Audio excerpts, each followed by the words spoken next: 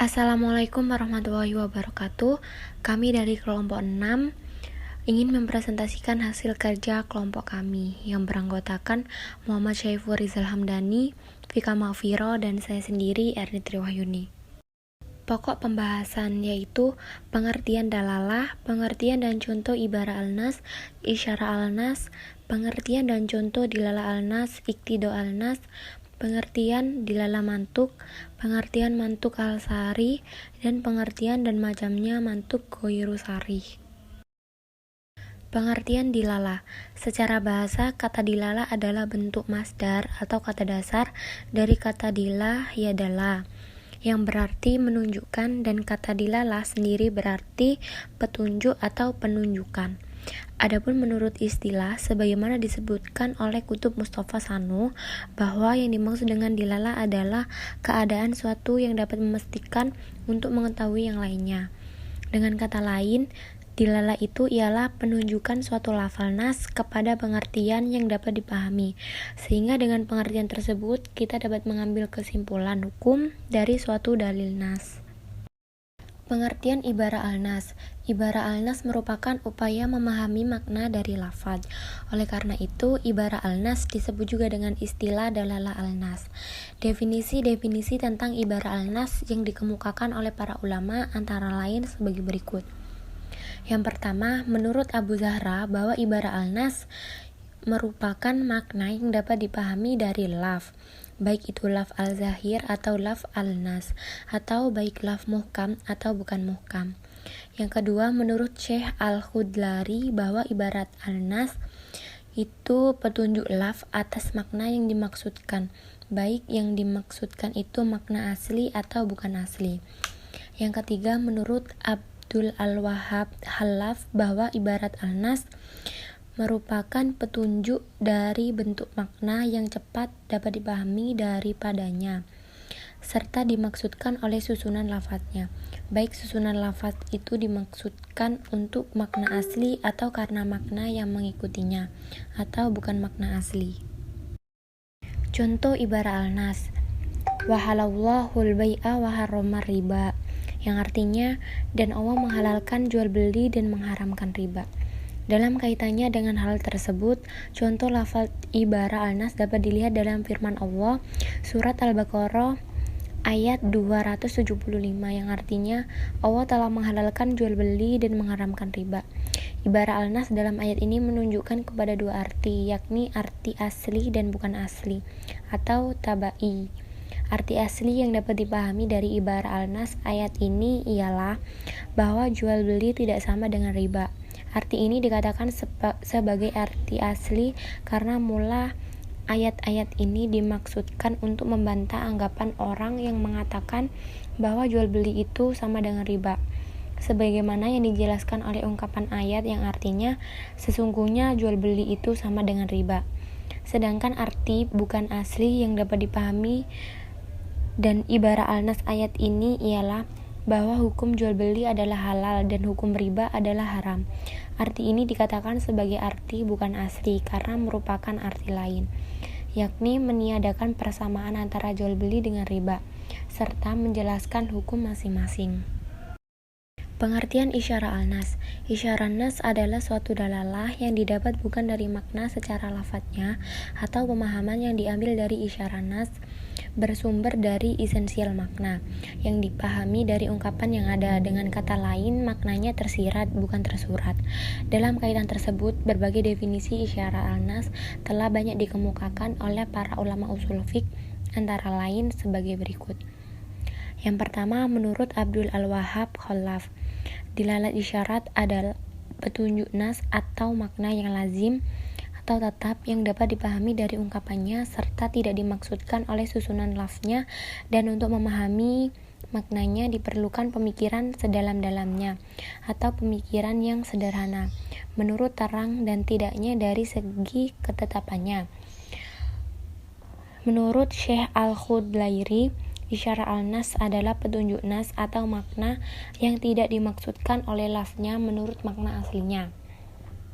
Menurut Zakiyah Al-Din Sya'ban, Isyarat al-nas adalah petunjuk laf atas hukum yang tidak dimaksudkan baik oleh makna asli maupun makna tab'i atau bukan asli.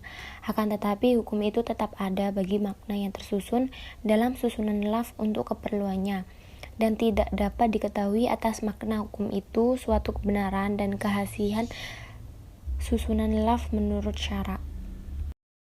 Contoh isyarat al-nas. Uhilla lakum lailata syiyami arrufasu ila nisanikum. Hunna libasul lakum wa antum libasul lahun. Alimallahu wa annakum kuntum tahtanu na anfusakum fataba alaikum wa afa'akum.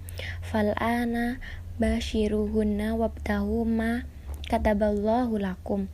Wa kulu washrabu hatta yatabayyana lakumul khaitu abyadu minal khayti al aswadi minal fajr summa utimmu asyama ila al-laili wala tubashiru wa hunna wa antum akifuna fil masajid tilka hududullah fala taqrabuha kadzalika yubayyinullahu ayatihi linnasi la'allahum yattaqun, yang artinya dihalalkan bagi kamu pada malam hari ini bulan puasa bercampur dengan istri-istri kamu. Mereka adalah pakaian bagimu dan kamu pun adalah pakaian bagi mereka. Allah mengetahui bahwasanya kamu tidak dapat menahan nafsumu. Karena itu Allah mengampuni kamu dan memberi maaf kepadamu. Maka sekarang campurilah mereka dan ikutilah apa yang telah ditetapkan Allah untukmu, dan makan minumlah hingga terang bagimu benang putih dari benang hitam, yaitu fajar. Surat Al-Baqarah ayat 187. Berdasarkan susunan kalimatnya, ayat tersebut menunjukkan kebolehan mencampuri istri pada seluruh bagian waktu malam bulan Ramadan sampai terbit fajar. Kemudian berdasarkan dalalah isyarat al-nas dipahami kebolehan memasuki waktu subuh dalam keadaan junub dan berpuasa. Sebab kebolehan mencampuri istri hingga terbit fajar berakibat ketika fajar terbit seseorang masih berada dalam keadaan junub. Pengertian ini sebenarnya tidak dimaksudkan dari susunan ayat tersebut, akan tetapi merupakan konsekuensi logis dari makna yang dikehendaki oleh susunan ayat itu. Pengertian dalalah al-nas. Dalalah al-nas ialah dalalah lafal terhadap ketetapan hukum yang terdapat pada persoalan yang dinyatakan dalam nas, yang kemudian diperuntukkan pada persoalan yang tidak dinyatakan secara eksplisit dalam nas, karena adanya persamaan hukum atau ilat yang dapat dipahami melalui bahasa tanpa membutuhkan ijtihad secara syar'i. Baik persoalan yang dinyatakan dalam nas mansuh alai karena kesamaan ilat atau alasan hukumnya, atau bahkan lebih layak terhadap hukum itu disebabkan amat kuatnya alasan hukum padanya. Contoh dalalah al-nas yang lebih kuat ilat hukumnya ialah firman Allah Subhanahu wa taala, wa qada rabbuka alla ta'budu illa iyyah wa bil walidaini ihsana imma yablughanna indakal kibara ahaduhuma aw kilahuma fala taqul lahuma uffi wala tanharhuma wa qul lahuma qawlan karima, yang artinya jika salah seorang di antara keduanya atau kedua-duanya sampai berumur lanjut dalam pemeliharaanmu, maka sekali-kali janganlah kamu mengatakan kepada keduanya perkataan dengan janganlah kamu membentak mereka, dan ucapkanlah kepada mereka perkataan yang mulia. Surat Al-Isra ayat 23. Lanjutan contoh dalalah al-nas. Berdasarkan dalalah al-nas, ayat ini menunjukkan keharaman mengatakan kepada ibu dan bapak, karena itu menyakiti hati mereka. Kemudian berdasarkan dalalah al-nas, ayat ini menunjukkan keharaman memukul, mencaci maki, memenjarakan, dan mencegah mereka makan dan minum, dan semisalnya. Sebab hal-hal tersebut jauh lebih menyakitkan hatinya daripada sekedar perkataan Oleh karena itu, hukum keharaman pada beberapa hal yang tidak disebutkan dalam nas ini lebih kuat daripada hukum haram sesuatu yang disebutkan nas, sebab alasannya lebih kuat.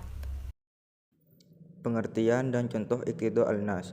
Iqtida al-nas adalah adanya penambahan terhadap nas yang makna nas itu tidak akan menjadi benar. kecuali dengan penambahan itu. Makna atau lafaz yang tidak disebutkan tidak harus ada untuk dapat memahami suatu kalimat dengan mudah. Sehubungan dengan ini, Abdul Al-Wahhab Khalaf memberikan definisi dengan makna yang disembunyikan dalam pembicaraan, dan yang disembunyikan itu adalah makna yang dipakai dalam memahami nas tersebut. Contohnya adalah hadis Nabi, menyampaikan kepada kami Muhammad bin Al-Mustafa Al-Himsi, menyampaikan kepada kami Walid bin Muslim, menyampaikan kepada kami Al-Auza'i dari dari Ibnu Abbas dari Nabi Shallallahu Alaihi Wasallam. Beliau telah bersabda, diangkatkan dari umatku kekeliruan, lupa, dan keterpaksaan. Hadis ini secara harfiah menunjukkan bahwa kekeliruan, lupa, dan keterpaksaan telah diangkat dari umat Nabi Muhammad. Pengertian ini bertentangan dengan kenyataan karena perbuatan-perbuatan tersebut ada dalam realitas kehidupan manusia. Oleh karena itu, dalam nas tersebut harus ada sesuatu yang diperkirakan keberadaannya, yaitu dosa atau hukuman, agar sesuai dengan kenyataan. Dengan demikian, yang diangkat bukan perbuatannya karena perbuatan itu telah ada, melainkan yang diangkat adalah dosa yang ditimbulkan oleh perbuatan itu. Kata dosa tidak disebutkan dalam hadis, tetapi diperkirakan adanya supaya dapat dipahami secara benar. Pengertian dilalah mantuk. Mantuk secara bahasa berarti sesuatu yang ditujukan oleh lafal ketika diucapkan. Secara istilah, dilalah mantuk adalah penunjukan lafal terhadap hukum sesuatu yang disebutkan dalam pembicaraan. Yang dimaksud dilalat mantuk ialah penunjukan lafal nas atas suatu ketetapan hukum sesuai dengan apa yang diucapkan dan dituturkan langsung oleh lafal. Berdasarkan definisi yang diketahui bahwa apabila suatu hukum dipahami secara lafal yang tertulis, maka cara seperti ini disebut pemahaman secara mantuk. Dilalah al-mantuk dibagi menjadi dua macam, yaitu satu mantuk sharih dan mantuk ghairu sharih. Pengertian mantuk al-sharih. Mantuk al-sharih adalah dalalahnya itu muncul dari wadiyah al-mutabakiyah dan dalalah al-wadiyah al-tadammuniyah, atau dengan kata lain penunjuk lafal kepada seluruh pengertian yang dikehendaki atau sebagainya saja. Jadi mantuk sharih dalam pengertian Syafi'iyah sama dengan dalalah al-ibarah dalam pengertian Hanafiyah. Pada dasarnya mantuk ada yang berupa nas dan zahir. Nas adalah lafaz yang bentuknya telah dapat menunjukkan makna yang secara tegas dan tidak mengandung kemungkinan makna lain, seperti firman Allah Subhanahu wa taala dalam surat Al-Baqarah ayat 196. Faman lam yajid fasiyamu salasati ayyamin fil haji wa sab'atin idza rajatum tilka asyratun kamilah. Artinya, maka wajib berpuasa 3 hari dalam masa haji dan 7 hari lagi apabila kamu telah pulang kembali. Itulah 10 hari yang sempurna. Tujuan utama dari mantuk nas ialah kemandirian dalam menunjukkan makna secara pasti. Zahir adalah suatu perkara yang menunjukkan sesuatu makna yang segera dipahami ketika ia diucapkan, tetapi disertai kemungkinan makna lain yang lemah, seperti firman Allah Subhanahu wa taala dalam Quran surat Al-Baqarah ayat 173. Innama harrama 'alaikumul maitata wad-dama wa lahmal khinziri wa ma uhilla bihi li ghairillah famanitturra ghairu baghin wala 'adin fala itsma 'alaihi innallaha ghafurur rahim. Artinya, sesungguhnya Allah hanya mengharamkan bagimu bangkai, darah, daging babi dan binatang yang ketika disembelih disebut nama selain Allah. Tetapi barang siapa dalam keadaan terpaksa memakannya sedang dia tidak menginginkannya dan tidak pula melampaui batas, maka tidak ada dosa baginya. Sesungguhnya Allah Maha Pengampun lagi Maha Penyayang. Baik, di sini saya Vika Mafiro akan menjelaskan tentang pengertian mantuk ghairu sari. Mantuk ghairu sari adalah petunjuk lafaz atau suatu ketentuan hukum yang diperoleh dengan melihat keterkaitan yang tidak bisa dipisahkan dari mantuk. Amir Syarifuddin menyatakan bahwa mantuk ghairu sari terbagi kepada dua macam. Yang pertama, penunjukannya itu dimaksud oleh pembicara. Yang kedua, penunjukannya itu tidak dimaksud oleh pembicara. Yang pertama, dilalah mantuk ghairu sari yang petunjukannya dimaksud oleh pembicara ada dua macam, yaitu dilalah iktida dan dilalah ima. Dilalah iktida ini di kalangan Hanafiyah juga disebut dengan dilalah iktida atau iktida al-nas. Yang kedua, dilalah mantuk ghairu sari yang penunjukannya tidak dimaksud oleh pembicara, hanya terbatas pada satu bentuk yang disebut dengan dilalah isyarah. Yang di kalangan Hanafi juga disebut dilalah isyarah atau isyarah al-nas. Mantuk ghairu sari sendiri terbagi menjadi tiga bagian. Yang pertama, dilalah al-ilma. Yang kedua, dilalah isyarah. Dan yang ketiga, dilalah al-iktida. Yang pertama yakni dilalah ima, dinamai juga dilalah tanbih, yaitu teks yang dibarengi dengan lafaz tertentu yang seandainya lafaz itu bukan sebab dari ketentuan yang disebut oleh ayat, maka penyebutannya dalam teks tidak bermakna. Contohnya yakni firman Allah dalam Quran surat Al-Infitrah ayat 13. Bismillahirrahmanirrahim. Innal abrara lafi naim. Artinya sesungguhnya orang-orang yang berbuat kebajikan berada di dalam kenikmatan. Ayat ini mempunyai maksud bahwa mereka dalam kenikmatan sebagai imbalan atas kebajikan mereka. Sisipan ini dirasa perlu karena Allah Maha Adil, ganjaran dan balasan yang diberikannya atas dasar perbuatan manusia. Yang kedua yakni dilalah isyara. Ibnu Hajib berpendapat bahwa dilalah isyara merupakan jenis dari dilalah iltizamiyah, tetapi bukanlah yang menjadi maksud dari penutur. Dilalah isyara dipahami di luar hal-hal yang melekat pada lafadz dan menunjukkan pada sesuatu yang bukan merupakan maksud dari lafadz asli, tetapi makna dan pemahaman diperoleh dari konteks dan hal-hal susulan dari lafadz tersebut. Dilalah isyarat tidak ditetapkan berdasarkan kebenaran dan kejujuran lafadz sebagaimana dilalah iktida. Ibnu Hajib memberikan contoh dari dilalah isyarat dipahami dari hadis Nabi Shallallahu Alaihi Wasallam. Wanita kurang akal dan agama, berkata salah seorang, apa kekurangan agama mereka? Rasulullah berkata, bukankah salah seorang dari mereka setengah masanya tidak sholat? Hadis ini bukanlah bermaksud menjelaskan mengenai waktu haid yang lebih lama dari masa suci, tetapi menunjukkan waktu yang lebih lama yang dialami saat haid. Dipahami bahwa masa paling lama haid adalah 15 hari. Penyebutan setengah zaman atau setengah masa hanyalah untuk menunjukkan kurangnya agama. Apabila masa haid lebih dari 15 hari, sudah tentu Nabi Shallallahu Alaihi Wasallam akan menyebutkannya. Hal ini yang dipahami dengan tersirat, bukan dengan lafadz yang jelas. Dan yang ketiga yakni dilalah al-iktida adalah pengertian kata yang disisipkan secara tersirat dalam pemahaman pada redaksi tertentu yang tidak bisa dipahami secara lurus kecuali dengan adanya penyisipan itu.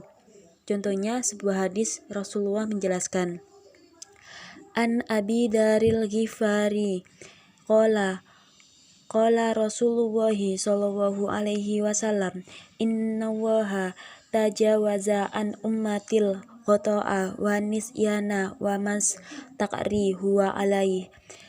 Dari Abu Dzar Al-Ghifari berkata, Rasulullah Shallallahu Alaihi Wasallam bersabda, sesungguhnya Allah mengangkat dari umatku tersalah, lupa, dan keterpaksaan. Hadis riwayat Ibnu Majah. Hadis tersebut secara jelas menunjukkan bahwa tersalah, lupa, dan keterpaksaan diangkatlah dari umat Muhammad Shallallahu Alaihi Wasallam. Pengertian tersebut sudah jelas tidak lurus karena bertentangan dengan kenyataan. Untuk meluruskannya maknanya perlu disisipkan secara tersirat kata al-is atau dosa atau hukum, sehingga demikian arti hadis menjadi diangkatlah dari umatku dosa atau hukum, perbuatan tersalah karena lupa atau karena keterpaksaan. Sekian presentasi dari kelompok 6. Apabila ada kesalahan, kami mohon maaf. Wassalamualaikum warahmatullahi wabarakatuh.